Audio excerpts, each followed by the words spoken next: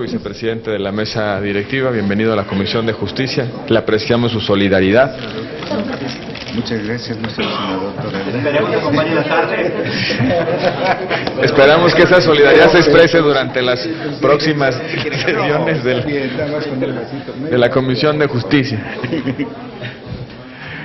Comparece ante la Comisión de Justicia el magistrado Ricardo Romero Vázquez. Haré una breve referencia curricular.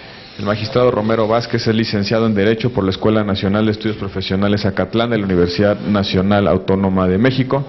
Es maestro en Amparo por el Instituto de Ciencias Jurídicas de Estudios Superiores. También es doctor en Ciencias Penales por esta última institución. Cuenta con un diplomado en Derecho Constitucional y Amparo y otro en temas selectos del pensamiento jurídico contemporáneo impartido por el Instituto de la Judicatura Federal. En el ámbito del Poder Judicial ha sido actuario, secretario de juzgado, secretario de tribunal colegiado, secretario de estudio y cuenta en la Suprema Corte de Justicia de la Nación, juez de distrito, magistrado de tribunal colegiado de circuito, sobre todo en materia civil. En términos del acuerdo parlamentario, el magistrado Romero Vázquez tendrá hasta 10 minutos para hacer una presentación inicial y posteriormente daremos cauce a las preguntas de los grupos parlamentarios. Magistrado Romero Vázquez, bienvenido a la Comisión de Justicia y tiene usted el uso de la voz. Muchas gracias. Buenas tardes. Ya son tardes. Con su venia, señor senador presidente, señoras senadoras, señores senadores, me honra comparecer ante la Comisión de Justicia de la Honorable Cámara de Senadores para dar cumplimiento a su acuerdo del día 14 del presente mes, por el que se establece el procedimiento para la comparecencia y dictaminación de las ternas presentadas por el Ejecutivo Federal para la elección de ministros de la Suprema Corte de Justicia de la Nación. En ese acuerdo parlamentario se dispuso la exposición de las razones sobre la idoneidad de cada uno de los candidatos, por lo que a mí corresponde. Ya documenté previamente que soy mexicano por nacimiento, en pleno ejercicio de mis derechos políticos y civiles, que tengo 58 años de edad y más de 10 de antigüedad, con título de licenciado en Derecho, una maestría y un doctorado. Además de que gozo de buena reputación y no he sido condenado por algún delito. He residido en el país durante los 2 años anteriores al día de la designación y no he sido secretario de Estado, Procurador General de la República o del Distrito Federal, senador, diputado federal, ni gobernador de algún estado o jefe del Distrito Federal, aunque parece que algunos me confunden con senador, ha de ser por la presencia. Yo quisiera ser como ustedes, quisiera tener los conocimientos y el aplomo de muchos de ustedes, en verdad, me sentí bien que me confundieran, pues no sé ustedes.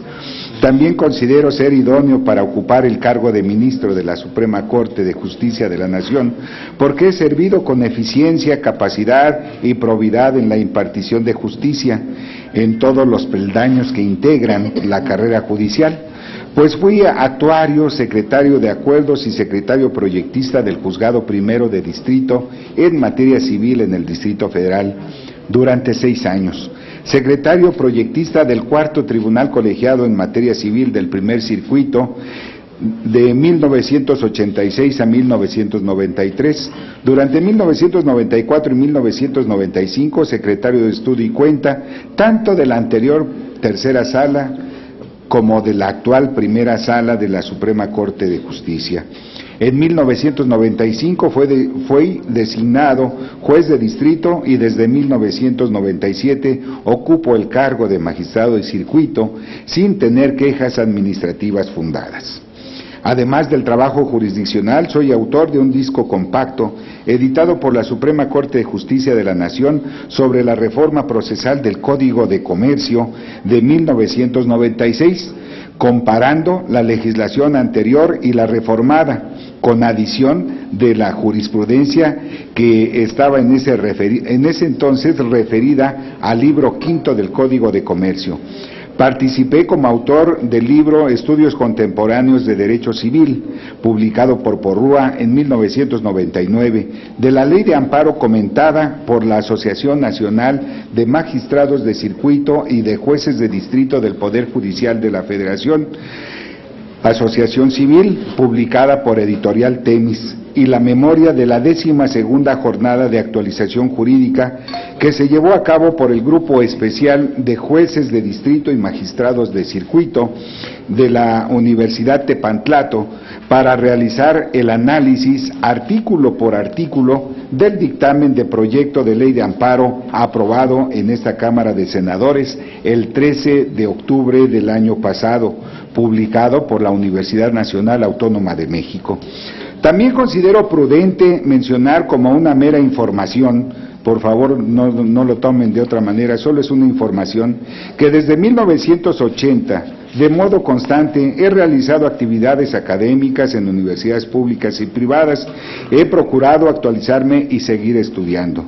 Como ustedes ven, señoras y señores senadores, además de reunir los requisitos que establece la Carta Magna para ser ministro de la Suprema Corte, he realizado otras actividades que me permiten aspirar al cargo de ministro, y si ustedes decidieran darme oportunidad, estén seguros que pondré todo mi esfuerzo, capacidad y tiempo para realizar esa noble labor, incluso, perdónenme, como un apostolado, buscando siempre mantener el Estado democrático de derecho al que aspiramos, buscando en todo momento proteger la Constitución, pero no a sangre y fuego, como ha ocurrido en tiempos pasados, sino mediante el ejercicio eficiente de las atribuciones del máximo tribunal del país, como Tribunal Constitucional, mediante herramientas eficaces, como el juicio de amparo, las acciones de inconstitucionalidad, las controversias constitucionales, la jurisprudencia, la interpretación normativa, el ejercicio de la facultad de atracción y también la de repulsión y otros instrumentos que también deben de ponerse en juego para lograr esta finalidad. En los tiempos actuales, la justicia constitucional debe garantizar la eficacia del Código Político del país, la protección de los derechos humanos y de las garantías que establece la Constitución para su tutela. La Suprema Corte se erige en un medio para equilibrar las relaciones sociales dispares producidos por las diferencias económicas, culturales o naturales. De ahí que su participación efectiva logre la paz y la concordia. Su actuación legitima el sistema político y administrativo de un Estado democrático de derecho y por ello está obligada a eficientar su actividad para que la sociedad la reconozca como una genuina representación de sus órganos de gobierno, que tiene la noble misión de mantener el equilibrio entre los poderes de la Unión, dirimiendo las controversias que puedan suscitarse entre el Ejecutivo y el Legislativo, entre sus propios órganos, entre ellos mismos, fortaleciendo el régimen federal mediante el mantenimiento de un equilibrio dinámico de la esfera local y federal. En este sentido, en los tiempos actuales, la Suprema Corte debe asumir un nuevo equilibrio que será determinante en la vida política del país, pues necesariamente tendrá que ser el fiel de la balanza entre el derecho nacional y el derivado de los tratados internacionales en lo que concierne a los derechos humanos de todos los habitantes de nuestro país. Reitero, señoras y señores senadores, el nuevo ministro de la Suprema Corte de Justicia de la Nación tiene una difícil tarea por delante y para ello mis compañeros, la magistrada Norma Lucía Piña Hernández y el jefe del Sistema de Administración Tributaria, Alfredo Gutiérrez Ortiz Mena, y su servidor, magistrado Ricardo Romero Vázquez, somos aptos para la función. Lo que ustedes decidan seguramente será lo mejor para el país. Muchas gracias, México, creo en ti. Muchas gracias, magistrado Romero. Para Formular preguntas tiene el uso de la voz el senador David Monreal. Gracias, señor presidente. Bienvenido nuevamente, magistrado, aquí a la Comisión de Justicia. Muchas gracias. Deseo expresarle primero el reconocimiento al ser considerado e incluido en esta terna, en un justo merecimiento a su trayectoria profesional en la carrera judicial. Muchas gracias. En su intervención de ayer ante el Pleno, usted advirtió que los tribunales no deben de ser laboratorios donde se experimente con la vida, la libertad y el patrimonio de las personas. En este sentido, yo le pregunto a usted, ¿qué opinión le merece tres figuras jurídicas que surgieron en los últimos años en el contexto del combate al crimen organizado? El arraigo, los testigos protegidos y la extinción de dominio. Las preguntas concretas son: ¿deben permanecer o deben modificarse? ¿Se han aplicado correctamente o se ha abusado de ellas? ¿Han sido eficaces en el combate al crimen o han resultado inviables? Esas serían las preguntas. Y por último, ¿qué tipo de reformas judiciales deberíamos de impulsar los legisladores para hacer del combate al crimen organizado una lucha exitosa para la sociedad y benéfica para los ciudadanos? Gracias, por su senador respuesta. Monreal. Magistrado, proceda, por favor. Muchas gracias, señor Monreal. Señor senador, muchas gracias. Sus preguntas son, desde luego, del todo interesantísimas. Fíjese que se tocan puntos que hasta ahorita todavía no terminamos de decidir qué es lo más conveniente. Tenemos, por un lado, el respeto irrestricto de los derechos humanos. Se dice, los derechos humanos no deben de tocarse con nada.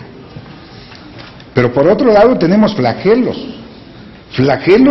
en contra no de una, no de dos, no de 10 o no de 100 personas, sino de toda la sociedad, de toda la colectividad. Hay cosas que duelen a la sociedad. El crimen organizado es uno de ellos, es uno de esos flagelos.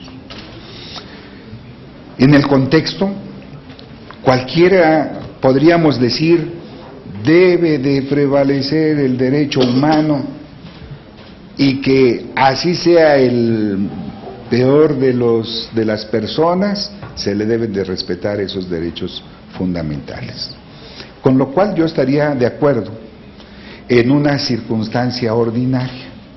Una persona puede momentáneamente o por circunstancias inimaginables hacer atrocidades. Pero el crimen organizado, cuando está organizado, creo que ya no es lo mismo. Creo que en estas circunstancias, esa garantía de igualdad debe sufrir una excepción y debe de ponderarse la circunstancia de continuar con ese respeto, con esa protección garantista, con ese procedimiento de esa naturaleza, y también pensar qué es lo que le conviene a la sociedad. ¿Habrá casos de excepción?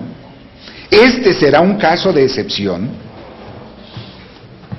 Bueno, pues es una buena pregunta, y yo no digo que es el poder legislativo el que debe de tomar la decisión. Creo que los jueces debemos de tener los elementos suficientes también para expresar nuestra decisión. Nuestra decisión se va a tomar con base en una disposición normativa. En este caso lo tenemos: testigos protegidos, arraigo, extinción de dominio, ya están establecidas. Nosotros lo que vamos a buscar, y es ahí donde el Poder Judicial de la Federación se erige en el control, en ese control de legalidad para que se aplique correctamente. En la cuestión de constitucionalidad, está en la Constitución. No podríamos decir que es inconstitucional. Que podría ser inconvencional. Bueno, pues también tendríamos que dar una respuesta.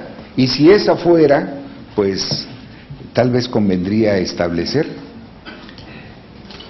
hay un tratado internacional o hay tratados internacionales que pueden tener este tipo de prohibición, sí, pero también debemos de partir de la base de la supremacía constitucional, que establece incluso en la propia Constitución, de acuerdo con las interpretaciones que se han hecho, que debe prevalecer ese orden constitucional.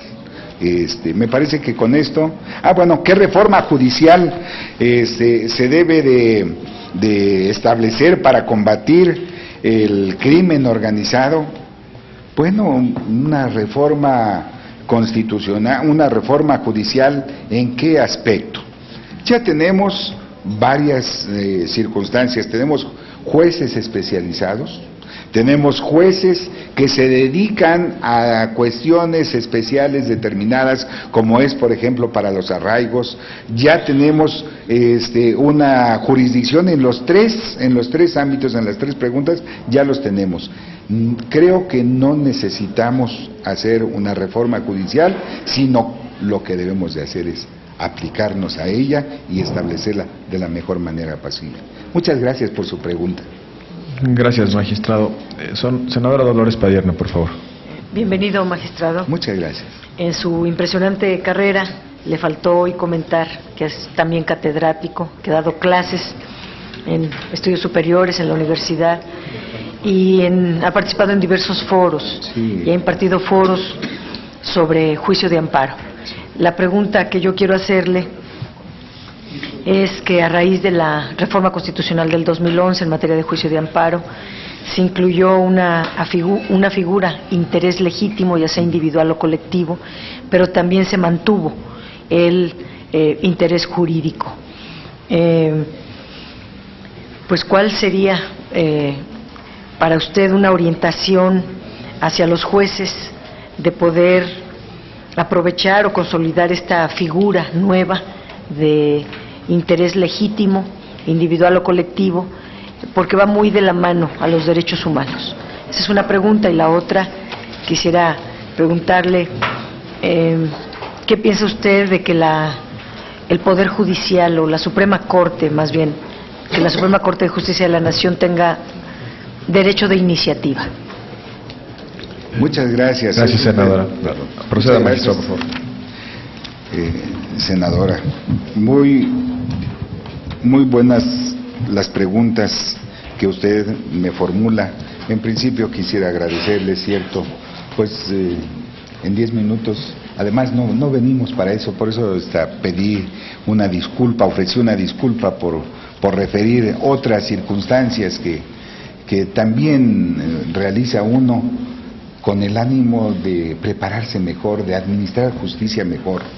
Sí, hemos dado clase, mencionaba también, acabamos de publicar, la UNAM acaba de publicar esta memoria de las jornadas de actualización, en donde estudiamos todos los artículos, los 270 artículos. Hemos hecho propuestas en la Cámara de Diputados también, pero ella todavía no empiezan a estudiarlo. No sabemos pues qué pasa.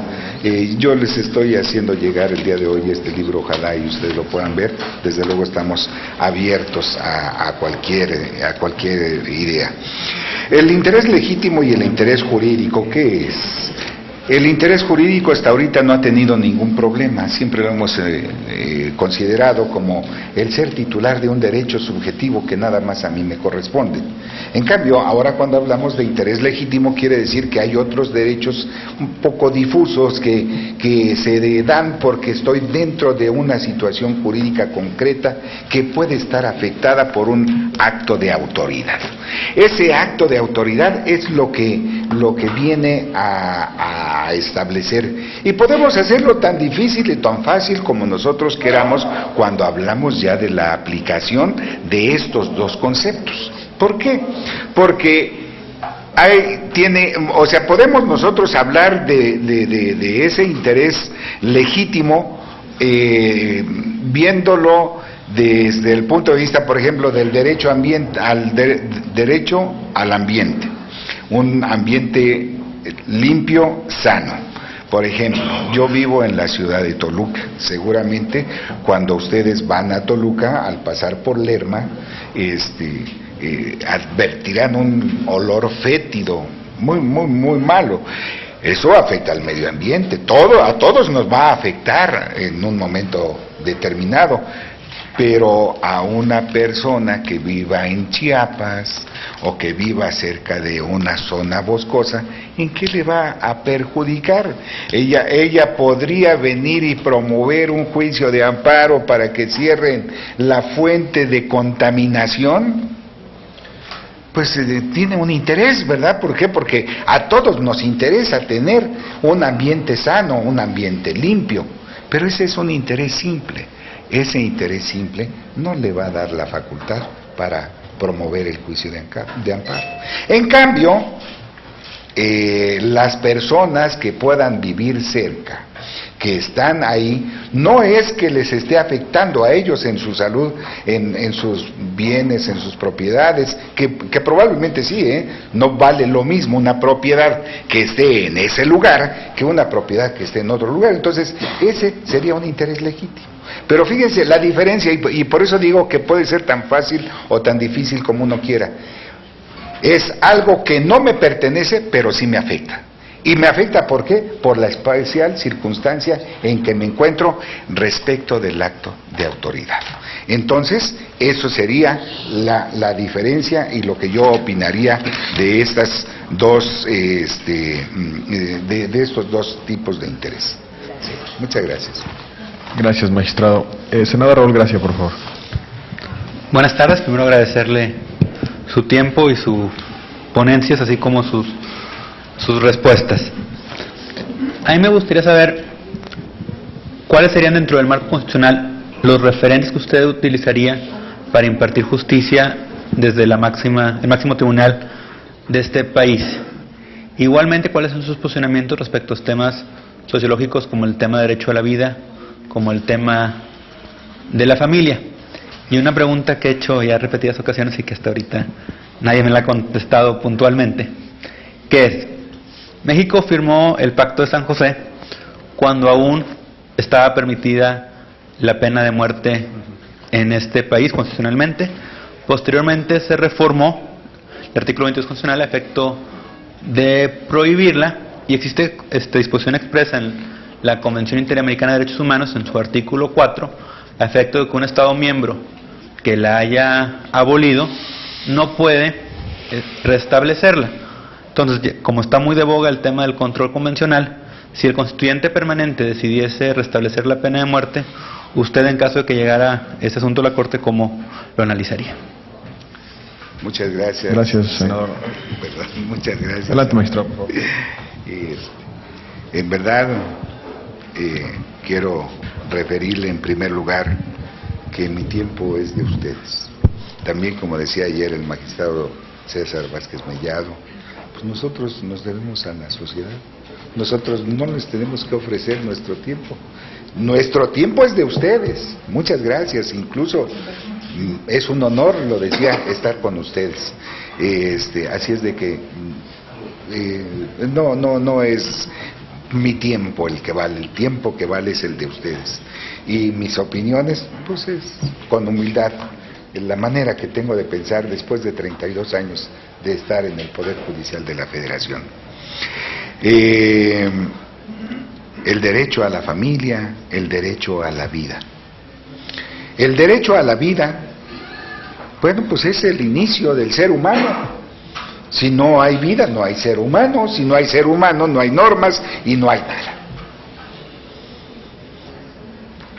Y esto va a tener luego repercusión cuando el ser humano crece, forma una familia y llega a morir. Y esa muerte puede ser por diversas causas. El derecho a la vida, bueno, pues ya cuando nace ya forma parte de mi patrimonio y tengo la prerrogativa de hacer casi lo que quiera con ella. Entonces ese es el derecho fundamental. Si no hay vida, no hay ningún otro derecho. Pero en la familia ya tenemos problemas, sobre todo en la actualidad. ¿Por qué? Porque estamos acostumbrados a escuchar que la familia es la célula de la sociedad, que de ahí parte la sociedad. Y es cierto. Pero, ¿y ahora qué es la familia? Porque antes decíamos la familia natural, ¿verdad? La familia ideal, que sería pues, el padre, la madre, los hijos y todos los demás que tienen algún vínculo sanguíneo o por afinidad. Y yo digo, siguen existiendo esos mismos lazos, sigue existiendo esa misma unión y sigue siendo esa la célula de la sociedad. ¿Por qué? Si nosotros le preguntamos a un niño, ¿quién es tu familia? ¿Qué nos va a responder? ¿Mi papá, mi mamá, mi hermano? Probablemente no. Hemos evolucionado en muchos aspectos, en muchos sentidos. El papá trabaja, se dice que siempre ha trabajado, en nuestra tradición. La mamá trabaja ya desde hace un buen tiempo. ¿Quién atiende al hijo? ¿Quién atiende al niño? Pues no siempre los padres, no siempre los hermanos, porque además ya no son las familias tan numerosas, ¿no? Ayer decía yo soy el primero de 8 hermanos. Ya no. Los tíos, no. Ahora, ¿quién es la familia? Dice el niño, mi familia es el que me quiere y que me cuida. Son sus dos valores fundamentales. Pero si nosotros le preguntamos a un anciano, a una persona de la tercera edad, a un adulto mayor, ¿qué nos va a decir? ¿Quién es mi familia? ¿Que tenemos una ley de adultos mayores? ¿Por qué? ¿A poco a esos adultos mayores los cuidan los hijos? ¿A poco los cuida la esposa? ¿A poco los cuidan los demás familiares? No siempre. Y él tiene otro tipo de valores que el niño. El adulto dice, mi familia es, ojo, el que me cuida y me quiere. Es a la inversa. Al adulto mayor lo que le interesa es que lo cuiden. Hizo sus necesidades, comió, tiene a quien mandar para comprar las tortillas. Son cuestiones que han venido a evolucionar este concepto de familia. Creo que el juzgador, y sobre todo en la Suprema Corte, debemos de tener una sensibilidad especial para ver esta transformación de nuestra sociedad, que ya no es la misma, ya no estamos viviendo en los mismos tiempos. La pena de muerte, pues la pena de muerte ya está abolida en nuestro sistema jurídico y no tenemos problemas. El problema se presenta cuando se dice, oye, pues vamos a regresar a lo que antes teníamos, y entonces tendríamos que decir, oye, espérame, no puede ser una ley ordinaria porque ya está prohibida por la Constitución, o hay un bien, más bien hay un bien superior que está contemplado en la Constitución, que es el derecho a la vida. Entonces, una ley ordinaria ni siquiera pensarlo. Sería, pero inmediatamente declarada inconstitucional porque va en contra de un bien jurídico tutelado de mayor entidad, que es la vida. Pero entonces, si no puedo ponerlo en una ley ordinaria, pues lo voy a poner en la Constitución, y ahí sí tenemos problemas. ¿Por qué? Porque si se llegara a aprobar, que yo estoy seguro que esta Cámara de Senadores seguramente no lo dejarían pasar, pero si lograra pasar, bueno, pues entonces ya es el ánimo de querer establecer una circunstancia en el laboratorio de la imaginación en donde decía, no se puede establecer y jugar con valores tan fundamentales como la vida, ¿sí? Pero podemos responder todavía. ¿Qué pasaría en ese laboratorio de la imaginación? Bueno, pues entonces tendrías que partir de la base de que ya está la norma constitucional. Bueno, pues ahora tienes un tratado internacional que además se viola expresamente. Por eso es que yo decía, la Cámara de Senadores no lo va a pasar, ¿sí? No lo va a dejar pasar. ¿Por qué? Porque ya firmó ese convenio internacional. Bueno, pero si fuera así, todavía que pasar, pues entonces seguiríamos con nuestros problemas. ¿Por qué? Porque tendríamos que establecer, y no sé si ustedes quieran que sigamos diciéndolo porque ya llevo el doble del tiempo, seguiríamos diciendo, entonces tenemos principio de supremacía constitucional, tenemos bloque de constitucionalidad. ¿En dónde estamos? Y tendríamos que seguir haciendo. Por el tiempo, señor senador, muchas gracias por su pregunta, son interesantísimas, pero podríamos seguir indefinidamente. No quisiera hacerlo, a menos de que ustedes me lo pregunten. Gracias, magistrado. Tiene uso de la voz la senadora Ninfa Salinas. Magistrado, bienvenido. Muchas gracias. Gracias por tomarse el tiempo de responder nuestras preguntas. En días pasados, la segunda sala de la Suprema Corte de Justicia de la Nación decidió atraer una demanda de amparo indirecto por la omisión legislativa en la que está incurriendo el Congreso de la Unión por no analizar, ni discutir, ni aprobar el dictamen de la nueva ley de amparo que debió publicarse el 4 de octubre de 2011. Y los ministros consideraron por unanimidad que el caso reúne los supuestos de importancia y trascendencia, ya que se debe precisar si por las reformas y adiciones a los artículos 103 y 107 de la Constitución Política de los Estados Unidos Mexicanos en materia de amparo, el juicio de amparo es procedente cuando se reclama la omisión del legislador de expedir una ley o armonizar el ordenamiento jurídico existente con las reformas de las disposiciones constitucionales que regula, obviamente dentro del plazo establecido. Desde nuestra perspectiva, esta decisión de la Corte tiene profundas implicaciones para nuestro régimen de división de poderes. Me gustaría conocer su opinión al respecto. Gracias, senador. Magistrado, por favor. Muchas gracias, senadora. Hoy vienen difíciles, hoy vienen difíciles. Interesantísima la pregunta. De veras, la felicito. Es un problema que además pues tiene la Corte, y a mí me gustaría decir, oiga, fíjese que no me puedo pronunciar sobre ese aspecto porque existe la muy lejana posibilidad de que yo vaya a ocupar un lugar y van a decir que ya me pronuncié al respecto.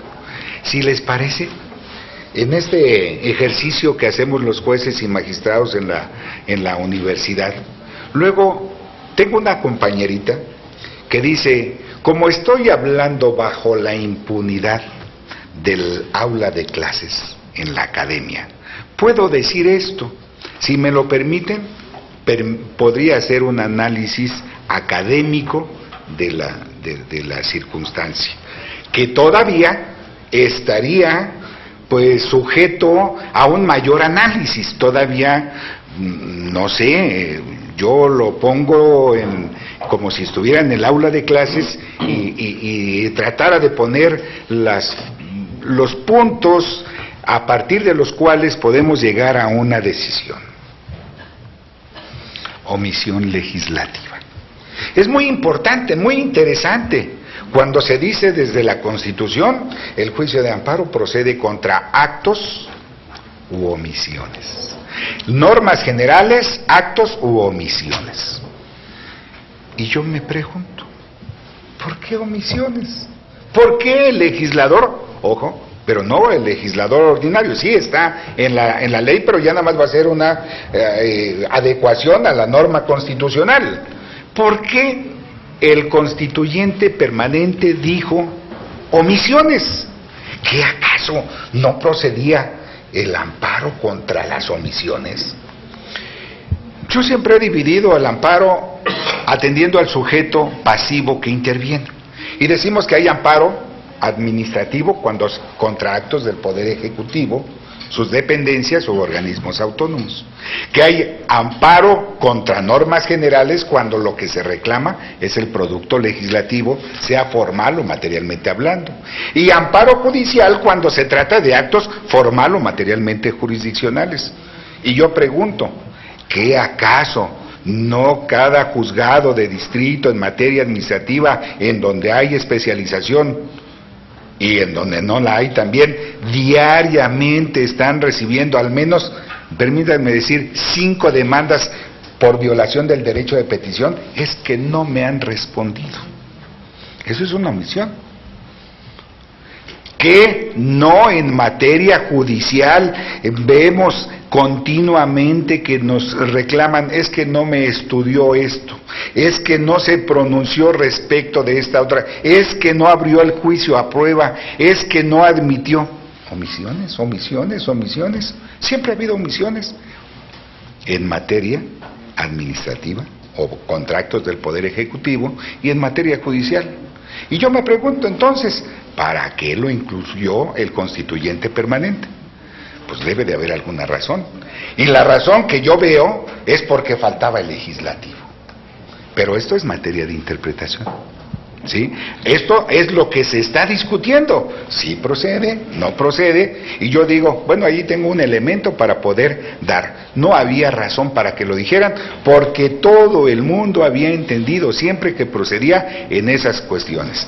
Pero luego, omisión legislativa. ¿Qué es la omisión legislativa? Es que el Poder Legislativo no ha hecho su labor, no ha hecho una ley.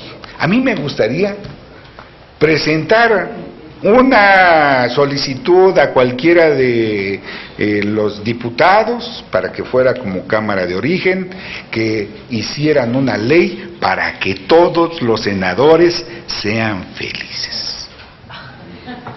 ¿No sería padre? Y luego decirle, oye, no has cumplido con tu obligación de hacer leyes.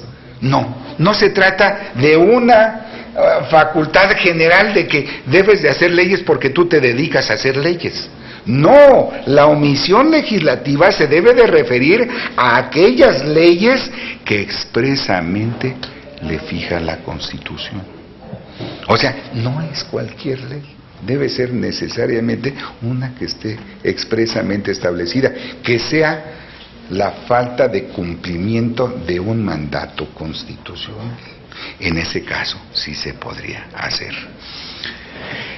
Hablamos, estoy viendo el reloj, discúlpenme, hablamos de una demanda de amparo. Cuando se presenta una demanda de amparo tenemos un elemento fundamental que es de carácter indispensable. La debo de admitir siempre, salvo que haya un motivo manifiesto o indudable de improcedencia. Y yo diría, esto es, aquí cuando me presentan una demanda de amparo por omisión legislativa, en donde me están diciendo, mira, aquí está el mandato constitucional de lo que debe ser, lo constato, podría decir que no está dentro de los supuestos, que es manifiesta e indudablemente improcedente. No, tendría yo que admitirla. El pronunciamiento, como siempre, será cuando es amparo indirecto en la audiencia constitucional. Yo quisiera decir más, pero la limitante del tiempo. Muchas gracias. Gracias, magistrado. Senador Benjamín Robles, por favor. Muchas gracias, senador presidente. Bienvenido, magistrado Romero. Voy a tomar nota y hasta voy a pedir la versión estenográfica de esta sesión, porque si alguna vez a algún partido político se le ocurre pedir pena de muerte, pues voy a sacarles lo que usted nos dijo aquí, o cuando nos digan que no ha habido omisión legislativa, cuando nosotros la ponemos ante el Pleno como una causal de temas que son graves, también se las vamos a sacar, porque me parece que usted habla con mucha propiedad. Bienvenido. con usted prácticamente concluimos una parte de este proceso. Nos la hemos pasado, y usted se lo merece también, haciendo reconocimientos a quienes integran las ternas. Usted también nos merece todo nuestro respeto, pero déjeme hacer una variante pequeña y me desvío nada más para hacerle también un reconocimiento al presidente de la comisión, que ha conducido con mucha inteligencia y sensibilidad los trabajos, y a quienes lo han asistido, por supuesto, los secretarios de esta junta directiva de nuestra comisión, la senadora Arely Gómez y el senador Camacho. Yo le concluyo esta parte de las intervenciones correspondientes al grupo parlamentario del PRD, planteándole algún tema para conocer su opinión, que ya la tenemos, pero un poco nada más para pues aprovechar la oportunidad del método de poder hacerle algún cuestionamiento, y tiene que ver con los amparos que se promueven ante el Poder Judicial. ¿Por qué? Porque en los últimos años se han escuchado voces, magistrado, usted seguramente lo sabe, de que esas voces afirman que ha existido un abuso en la interposición de amparos, que ha traído como consecuencia no solamente una fuerte carga de trabajo al Poder Judicial, sino pues la consecuente incapacidad material y humana de los juzgados de distrito y de tribunales de circuito para dar trámite a todas y cada una de las demandas de amparo en forma pronta y expedita, que es lo que todos desearíamos. Inclusive en ese contexto en algún momento se planteó como posibilidad pues de solución pues la creación de más juzgados y de más tribunales. Sin embargo, ello no ha contrarrestado el enorme índice de amparos que cotidianamente se siguen presentando ante los tribunales, ante el Poder Judicial, ni tampoco ha garantizado una impartición de justicia con mayor celeridad, que es lo que todos queremos. Otra de las propuestas en su momento, magistrado, que fueron planteadas en este contexto fue restringir la procedencia del amparo directo en materia civil, y esa propuesta generó pues una gran polémica tanto en el ámbito judicial como en el ámbito académico, pues se señaló, y creo que bien, que se limitarían a los ciudadanos en su derecho de acceso al más importante instrumento de defensa contra los abusos de las autoridades. Pero yo le pregunto, ¿cuál es su postura en este tema? ¿Considera usted, magistrado, que es viable restringir o limitar este derecho de recurrir al amparo? ¿Sería una solución viable y justa? Y que me argumente su respuesta. Muchas gracias. Gracias, magistrado. Le aprecio sus conceptos, senador. Muchas gracias. Adelante, magistrado. Muchas gracias. Bueno, pues como dicen algunos grupos, me uno al reconocimiento, porque la verdad yo veo que hay una conducción y además una calidez en ustedes mismos. Todos integran un cuerpo en verdad colegiado, armónico. Pues cada quien tiene sus ideas y las plantea como puede, pero en verdad que se aprecia que entre ustedes mismos hay armonía. Qué bueno, los felicito, es la mejor manera de trabajar. El abuso del juicio de amparo, pues sí, hay mucha gente que siempre lo ha dicho y no sé si sea, no podría yo calificar si hay un abuso o no hay un abuso así generalizado. Hay muchas gentes que abusan del juicio de amparo, sí. Sí, hay mucha gente que abusa. Los amparos pedidos por terceros extraños que les van a privar de la posesión de un inmueble, cosas pero personas individuales que abusan y promueven 1, 2, 3, 5 amparos y siempre tienen terceros extraños que presentar. Sí hay a lo mejor un abuso generalizado. ¿Esto se soluciona con más juzgados y más tribunales? Pues usted tocaba un punto muy importante. Con eso va a haber celeridad, con eso va a haber otra cosa muy importante, la calidad de la administración de justicia, porque también eso hay que verlo. Había por ahí un adagio, que decía, rápido y quién, no hay quien. ¿Sí? Rápido y bien, no hay quien. Yo creo que debemos de ponderarlo. El problema fundamental es el juicio de amparo, el juicio de amparo directo. Ahí es a donde hay problemas. ¿Por qué? Porque probablemente el 80-90% de los juicios que se siguen en el país se recurren en juicio de amparo. Por emplear la voz, se recurren, se impugnan en el juicio de amparo directo. ¿Qué vamos a hacer? ¿Se han planteado problemas? Sí. Yo mismo fui, junto con mis compañeros de tribunal, en un momento dado presentamos, bueno, miren, ya esto se ha estudiado otras veces y había una manera de establecer una limitante, la sentencia doble conforme. ¿Cuál es la sentencia doble conforme? Ya te dijo el juez que no tiene razón, ya te lo repitió el tribunal de alzada, pues ya para qué vas. Pero cuando sigues meditando, y yo creo que esta es una de las cosas que debe uno de hacer siempre, volver a meditar. Dice uno, ¿y si se equivocó? También es muy probable que se vuelva a equivocar, pero hay otro problema más todavía que es fundamental.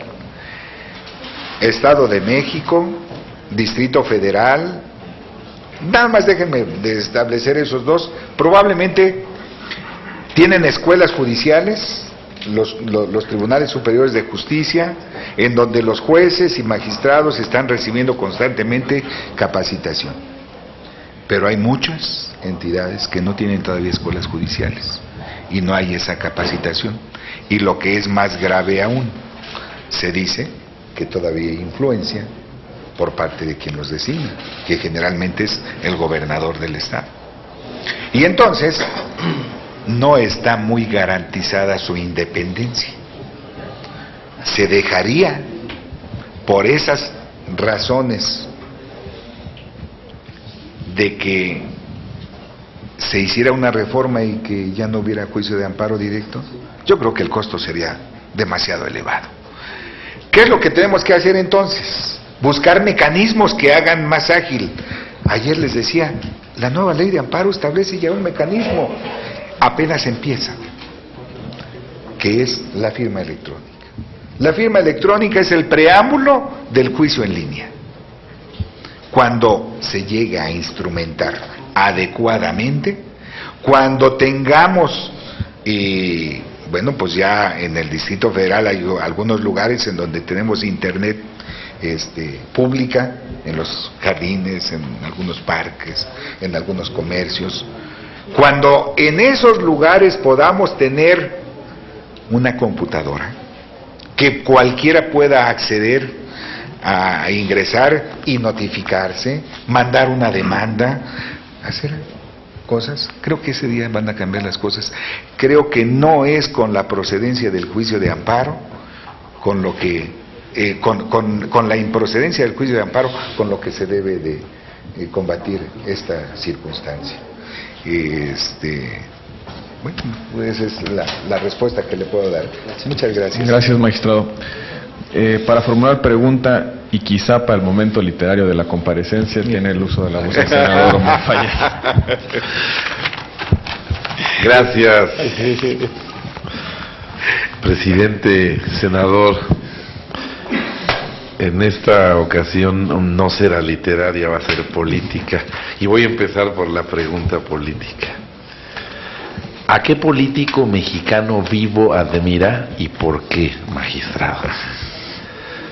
La segunda pregunta: ¿qué opinión le merece la impugnación de la Constitución en el aspecto sustantivo, así como la impugnación de la ley de amparo a través del juicio de garantías? Y la última pregunta: el artículo 1 de la Constitución establece el concepto de persona. Sí. El Pacto de San José estableció que persona es todo ser humano. En su opinión, ¿qué le parece el juicio de amparo tratándose de personas morales? Por su respuesta, muchas gracias. Gracias, senador Fayad. Magistrado, por favor, proceda. Muchas gracias. ¿A qué político vivo admiro? Mexicano, no, pues es que aquí hay tantos. ¿Por qué no me preguntó a qué política mexicana viva conozco, verdad? Desde luego hay varias gentes a las que yo admiro profundamente. Aquí cuando menos veo a tres que admiro, que respeto, que yo la verdad quisiera ser como ellos. Uno tiene la inteligencia y la juventud que yo hubiera querido tener. Otra tiene la belleza, la tranquilidad y la serenidad para ver. Y otro tiene el aplomb que da la madurez, pero no la madurez pasada. Permítanme hablar o decir de dos personas que yo digo, y sé que con esto probablemente me meta en problemas, pero que conste que fue a pregunta expresa. Mejor déjenme decir nada más. Verdad. Déjenme decir mejor que una es yucateca y otro es muy cercano a la Ciudad de México. Por favor, es muy cercano a la Ciudad de México. ¿Y por qué lo admiro? Pues por esas dos virtudes que tiene, ¿sí? Así es de que permítame, si me van a reprobar por eso, lo acepto. La impugnación de la Constitución y de la Ley de Amparo, y luego el juicio de amparo promovido contra personas físicas y personas morales. Híjole. Punto número 1. El juicio de amparo procede en contra de todas las personas, sean físicas o morales, incluso si son de carácter oficial. ¿Sí? No hay problema. El problema que se presenta es cuando hablamos de los derechos humanos como titulares de ese derecho. Ahí sí tenemos problemas, ¿sí? Es cuando decimos, ¿quién puede ser titular de derechos humanos? ¿Nada más los humanos o también las personas morales? Bueno, pues debemos de decir que así como hay una división de personas, y permítanme decir, ahora ya hay algunas legislaciones que ya no les llaman personas morales, sino personas jurídicas, entre las que pues obviamente se encuentra el Estado. Bueno, pues estas personas también son titulares de derechos, nada más que a lo mejor no les debemos de llamar de la misma manera. Por ejemplo, a una persona se le puede transgredir el derecho derivado de su propia imagen, del honor.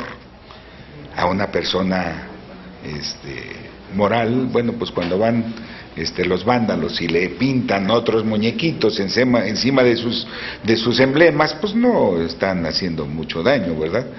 Pero sí puede verse afectado su patrimonio moral en cuanto a otro tipo de derechos que ya tendríamos que analizar, pero con otro nombre, que ya no sería propiamente el honor y la propia imagen, ¿sí? Entonces creo que sí tendríamos que hacerlo, pero eso es en cuanto a la procedencia del juicio de amparo. Lo verdaderamente importante e interesante es la impugnación de la Ley de Amparo y de la Constitución. Eso sí tiene sus problemas y algunos graves. Si quieren ustedes, para explicarlo, podríamos decir en primer lugar la Ley de Amparo, porque es una norma que ya existe y porque bueno, pues tenemos ya alguna circunstancia en donde puede ser efectiva. Yo ahorita, por ejemplo, recuerdo el ofrecimiento de las pruebas pericial, inspección judicial, pruebas que requieren preparación. Dice la ley que se deben de preparar con una anticipación determinada, que deben de cumplirse determinados requisitos en su ofrecimiento. Y yo digo, oye, ¿y por qué me marcas así? ¿Por qué estableces las circunstancias, legislador, de esa manera? Eso es inconstitucional. Me estás denegando el acceso a una justicia real y efectiva. Ahí está mi concepto de violación. ¿En dónde lo voy a hacer valer? ¿A través de un juicio de amparo? No. ¿Por qué? Porque el juicio de amparo no procede contra actos que derivan de un juicio de amparo. Entonces, el juicio de amparo no procede. Ah, pero eso quiere decir que entonces ya se queda y va a haber impunidad, y entonces la ley de amparo puede decir lo que sea, aun cuando pudiera ser violatorio de derechos humanos. No, no necesariamente. Eso podría impugnarse de una manera indirecta a través de los recursos que procedan en contra del acto concreto de aplicación. No debemos de olvidar que las leyes son autoaplicativas o heteroaplicativas, y que las heteroaplicativas son las que necesariamente requieren un acto de aplicación. Cuando se haga la aplicación de la norma, si se establece algún medio de impugnación, ahí podré alegarlo para decir esta norma es inconstitucional. Ah, y entonces la vamos a declarar inconstitucional. No, tampoco. Lo más que podremos hacer es inaplicar esa norma por ser transgresora de derechos humanos, si es que se viera de esa manera. Y ahora, pues la lotería. Procede la Constitución, el amparo, porque la Constitución es inconstitucional. Semejante problema nos vamos a meter, pero vamos a tratar de sacarlo adelante. Fíjense ustedes que la iniciativa de ley de ley de amparo establecía en el proyecto, la iniciativa, se entiende por normas generales a el proceso de reformas a la Constitución. Veamos el dictamen de la Cámara de Senadores. Ya no está. ¿Qué es lo que pasó? Pues que dijeron, pues alguien dijo, no, eso no debe de proceder, y no procedió. Bueno, pues si no procede en contra del procedimiento de reformas a la Constitución, pues difícilmente podemos decir que procede en contra de la Constitución ya establecida. Pero el problema aquí se plantea cuando además decimos, no es de la Constitución, sino de la reforma a la Constitución. ¿Por qué?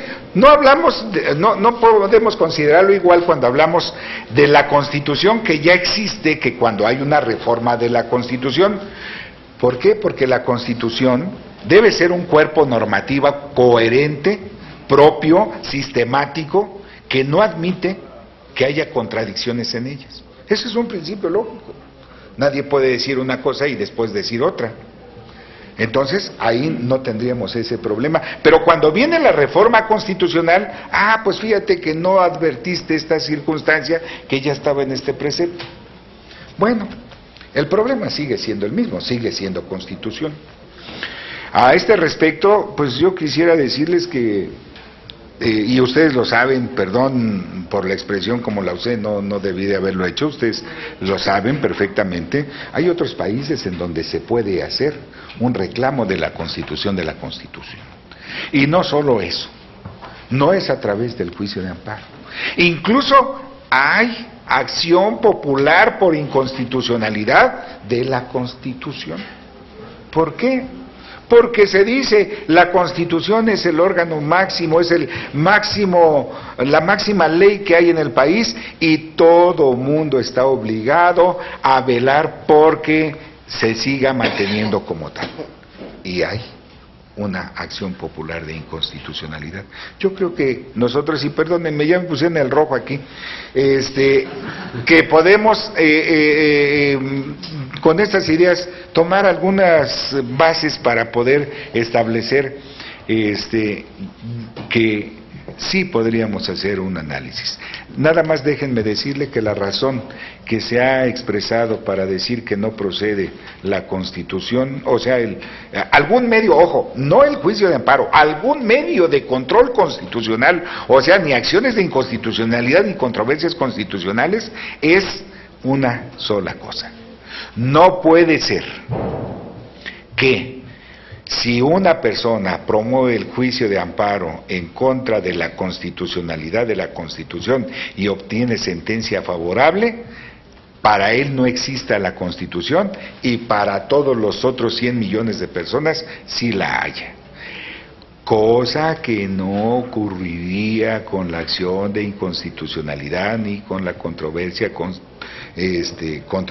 constitucional, porque ahí estas figuras, cuando se reúnen los requisitos necesarios, sí tienen efectos generales por sí mismos.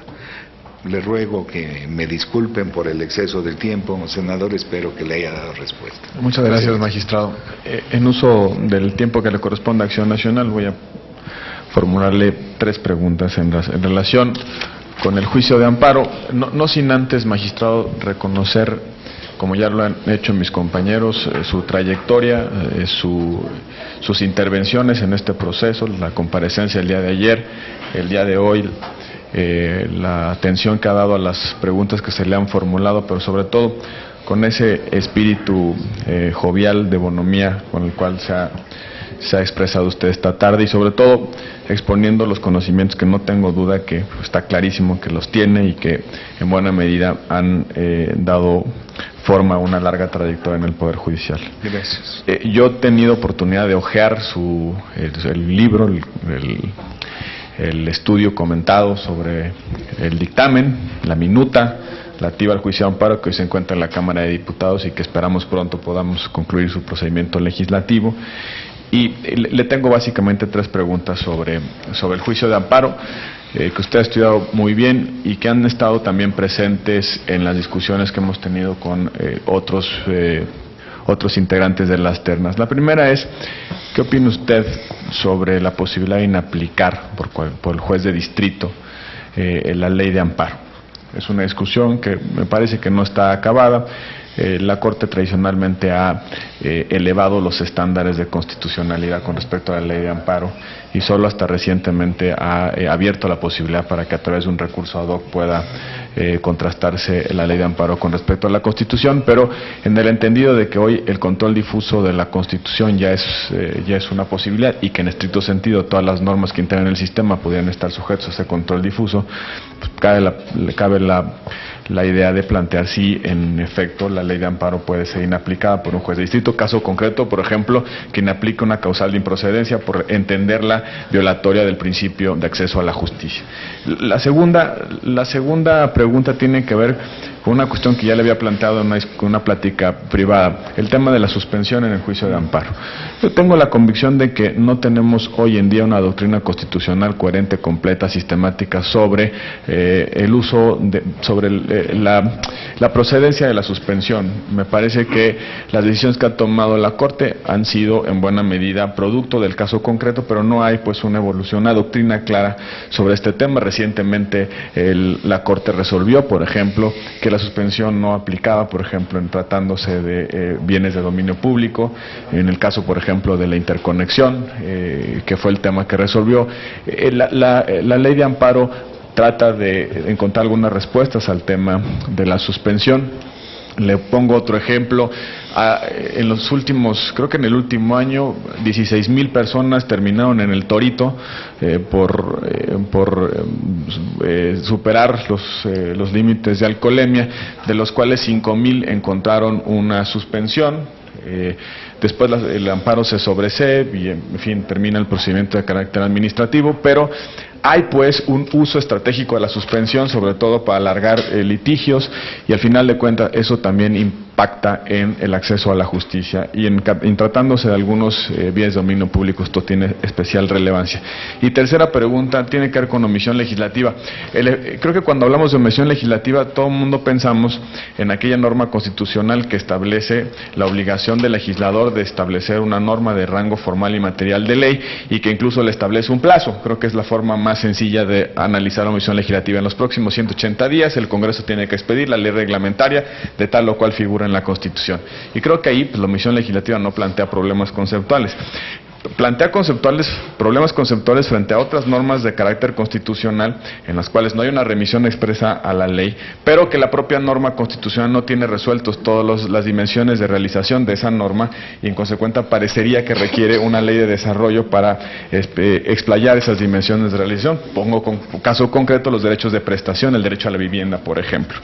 Pero luego viene el problema de cuál sería el efecto de una decisión de amparo en relación con una omisión legislativa.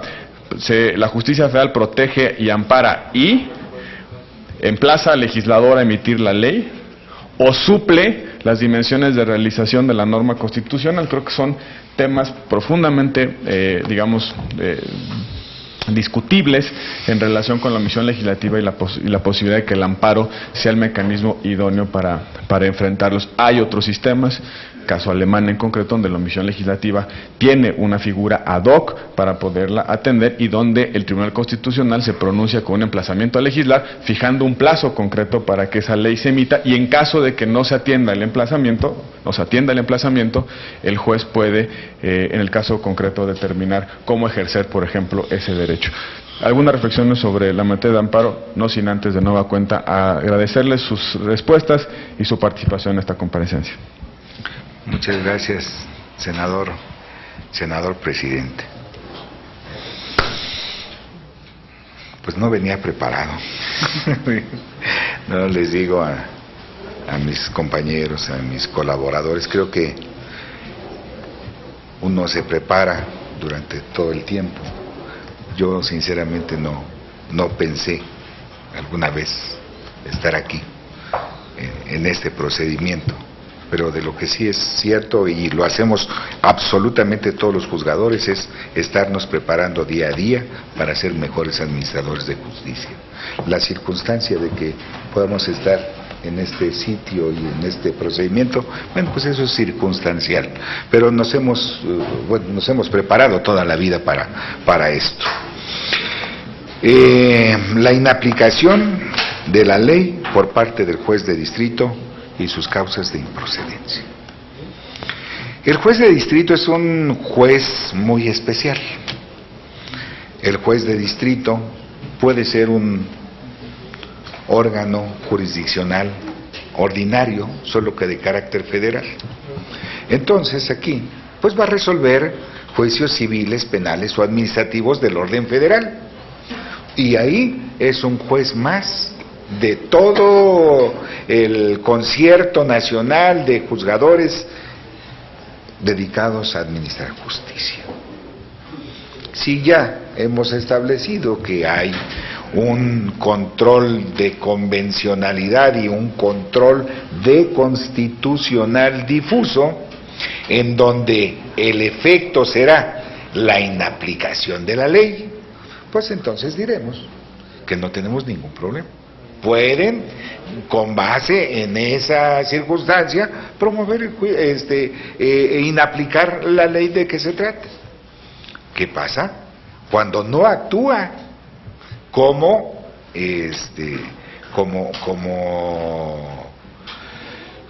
un juez ordinario, sino como un juez de control constitucional, como un juez constitucional.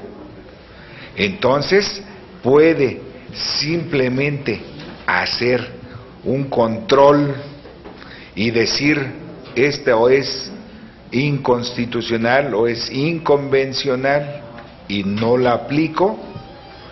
Podría decir, mira, los requisitos que establece el 151 de la Ley de Amparo son excesivos. impiden un acceso efectivo a la jurisdicción, ¿no lo aplico? Me parece que no.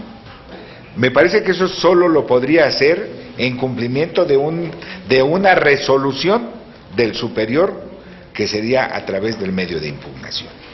Entonces, desde ese punto tendría yo que abordarlo. La suspensión.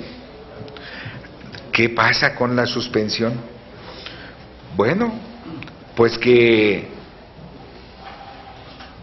se llega a abusar de la suspensión, de que hay quienes hasta hacen negocio de la suspensión. No necesariamente debe ser como nosotros lo vemos, como con el alcoholímetro, ¿no? Yo recuerdo cuando fui secretario de juzgado de distrito ya hace algunos años, que el número de juicios de amparo en materia de arrendamiento eran, pero verdaderamente masivos. Me parece que llegó a haber 52 juzgados del arrendamiento inmobiliario, de todo lo que había, y desde luego que todo el mundo iba por la suspensión.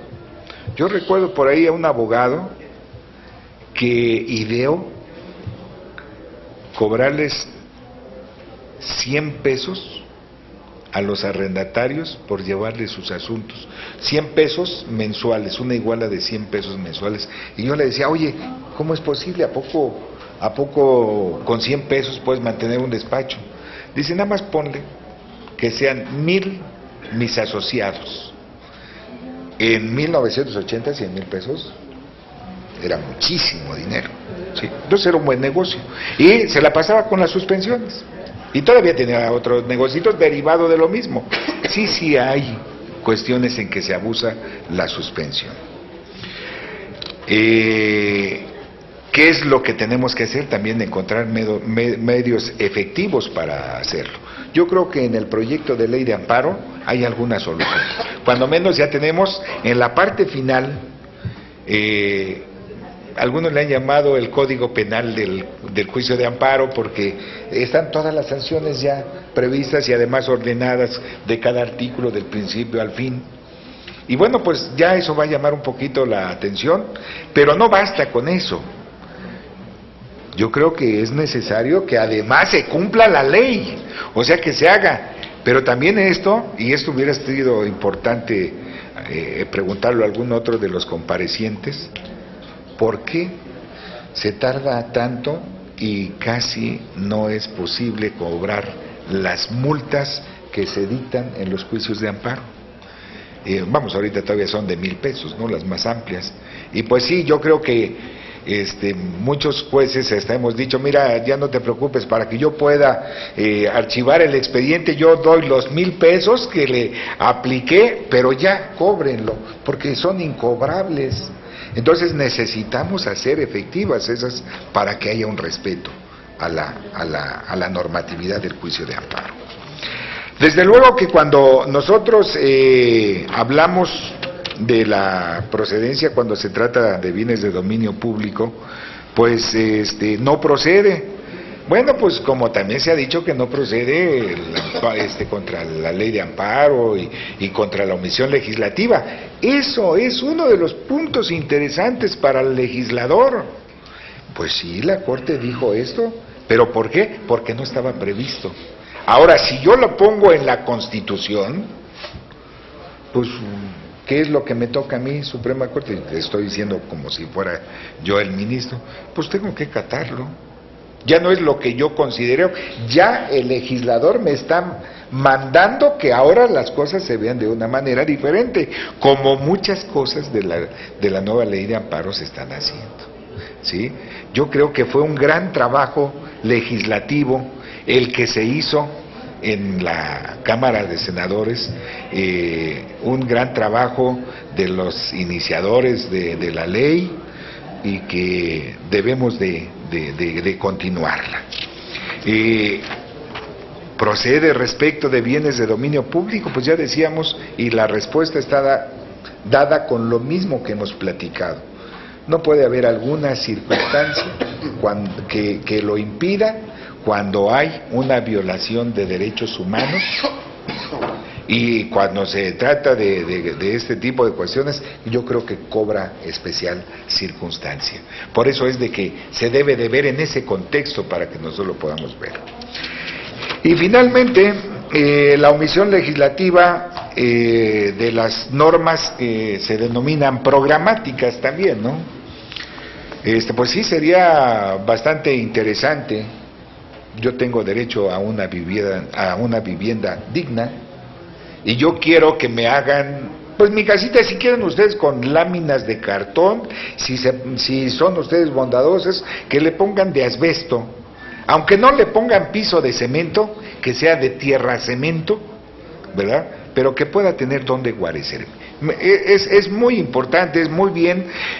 Decía yo ayer, estos son de los derechos humanos que yo creo que nadie podría negar, pero alcanza para darle a todos los que necesitan y hacer efectivo ese derecho. Por eso se llama programáticas, ¿verdad? Porque se tiene que hacer mediante programas que deben de ir haciendo. Pero entonces, ¿esto qué significa? Esto significa que hay excepciones para la aplicación de las disposiciones que prevén estos derechos humanos. No se le puede obligar. Yo creo que nadie podría obligar al Estado mexicano a que le diera una vivienda digna a una persona que vive allá en Tinguindín, donde necesita 3 días para llegar. Tan solo para hacer llegar los materiales de construcción estaría bastante difícil. Creo que eso es lo que podría yo contestar. Muchas gracias. Muchas gracias, magistrado. De nueva cuenta le agradecemos su asistencia, su participación, lo felicitamos por ello. Le voy a rogar a la Comisión de Justicia podamos decretar un receso de 30 minutos a efecto de poder concluir la elaboración de los dictámenes y están en condiciones de someterlo a consideración de los miembros de comisión, en el entendido de que la Comisión de Justicia solo debe pronunciarse sobre la acreditación de los elementos objetivos, de los requisitos objetivos que están establecidos en la Constitución, y con el propósito también de que podamos concluir el día de mañana el procedimiento al cual estamos convocados. Magistrado, muchísimas gracias, y le rogaré a los miembros de la comisión que nos pudiéramos encontrar de nueva cuenta a las 2:30 de la tarde para reanudar la sesión y discutir y votar los dictámenes correspondientes. Muchas gracias a todos. Muchas gracias a todos.